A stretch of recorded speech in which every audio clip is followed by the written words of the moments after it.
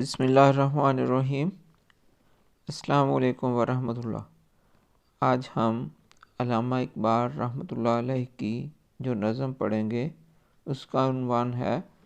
بڈھے بلوچ کی نصیحت بیٹے کو۔ شاعر مشرق علامہ اقبال رحمۃ اللہ علیہ کی یہ نظم ایک کہنہ مشق، عالی دماغ، حریت پسند بڈھے بلوچ کی اپنے بیٹے کو کی گئی نصیحتوں پر مشتمل ہے، جس میں فطرت کے کئی راز بھی آشکار کیے گئے ہیں۔ علامہ اقبال رحمۃ اللہ علیہ بڈھے بلوچ کی ترجمانی کرتے ہوئے بیٹے کو جدید علم و ہنر سیکھنے کی تلقین کرتے ہیں، جس طرح دارا نے غیرت کا مظاہرہ کرتے ہوئے اپنا تاج و تخت حاصل کیا، اسی غیرت و حمیت کی آج بھی ضرورت ہے۔ اس نظم کے آخر میں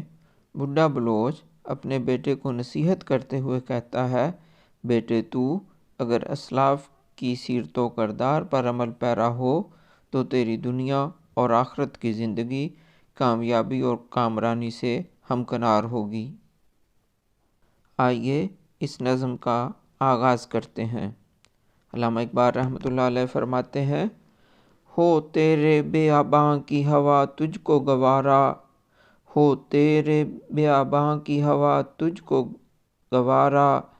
اس دشت سے بہتر ہے نہ دلی نہ بخارا، جس سمت میں چاہے صفت سیل رواں چل،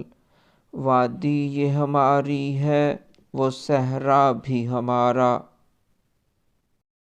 غیرت ہے بڑی چیز جہان تگ و دو میں، پہناتی ہے درویش کو تاج سر دارا،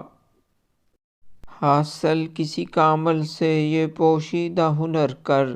کہتے ہیں کہ شیشہ کو بنا سکتے ہیں خارا،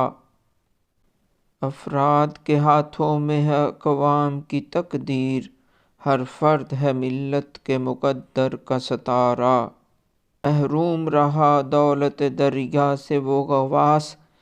کرتا نہیں جو صحبت ساحل سے کنارہ، دیں ہاتھ سے دے کر اگر آزاد ہو ملت، ہے ایسی تجارت میں مسلماں کا خسارہ، دنیا کو ہے پھر مار کا روح و بدن پیش، تہذیب نے پھر اپنے درندوں کو ابھارا، اللہ کو پامردیے مومن پہ بھروسہ، ابلیس کو یورپ کی مشینوں کا سہارا، تقدیر امم کیا ہے کوئی کہہ نہیں سکتا، مومن کی فراست ہو تو کافی ہے اشارہ، اخلاص عمل مانگ نیاگان کہن سے، شاہاں چہ عجب گر بنوازند گدارا،